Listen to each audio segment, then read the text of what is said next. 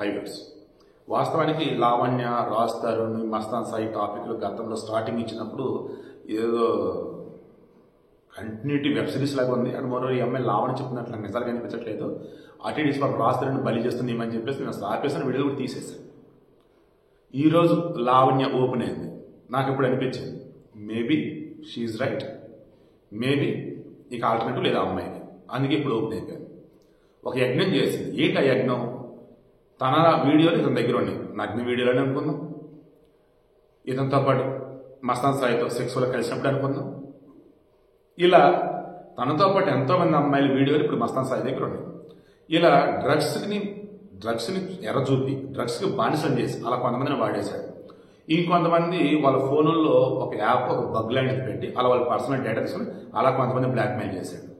ఇంకొంతమంది ఇంకొన్ని రకాల డబ్బు. ఇలా కొన్ని వందల మంది అమ్మాయిల్ని వీడు ట్రాప్ చేశాడు. వాళ్ళ యొక్క నగ్న వీడియోలు వాడి దగ్గర ఉన్నాయి. ఆడియో కాల్స్, ఫోటోలు ఇవన్నీ కూడా వాడి దగ్గర హార్డ్ డిస్క్లో ఉన్నాయి. అది తీసుకోవాలంటే ఫస్ట్ వాటికి క్లోజ్ ఉన్నట్టు మూవ్ అవ్వాలి.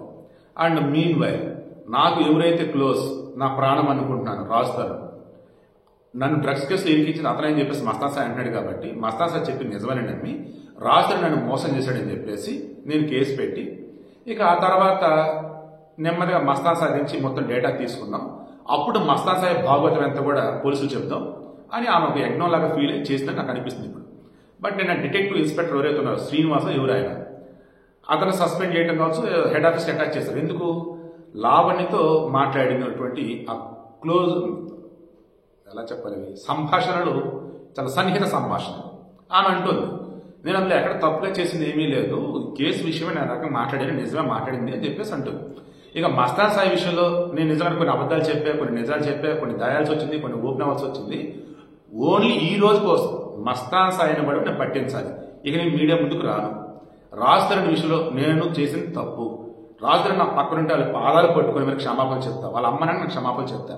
నా వల్ల ఎంతో బాధపడ్డారు, ఎన్నో మాటలు పడ్డారు.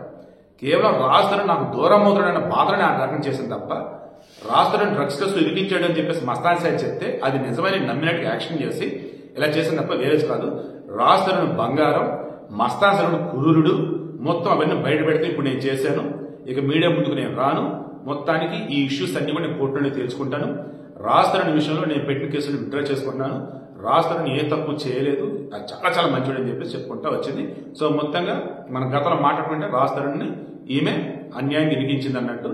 అండ్ ఈ మస్తాన్ సాయి రిమైనింగ్ వాళ్ళతో కలగలిపి ఇదంతా గేమ్ ప్లే చేసింది అన్నట్టు మొత్తానికి ప్రూవ్ అయినట్టు ఆమె ఒప్పుకుంది. సో మస్తాన్ సాయి అనే వ్యక్తి ఆల్రెడీ పోలీస్ కస్టడీకి ఇచ్చారు. ఇక అతనికి సంబంధించి ఏ వ్యవహారం అయిపోయాడు, ఎంతమందిని ట్రాక్ చేశాడు, ఏంటి అవన్నీ బయటపడ్డాక నిజంగా మన దేశంలో న్యాయ వ్యవస్థ అనేది ఉంటుంది. నిజంగా మన దేశంలో జడ్జిలకు కూడా ఫ్యామిలీ పిల్లలు లైక్ ఈ వేళ ఉన్నారు, ఆ వేళ వాళ్ళకి ఒక అవగాహన ఉంటే ఈ మస్తాన్స్ అనేవాడు లైఫ్ లాంగ్ బయటికి రాకుండా అటువంటి శిక్ష వేరే నేను కోరుకుంటూ ఉన్నాను.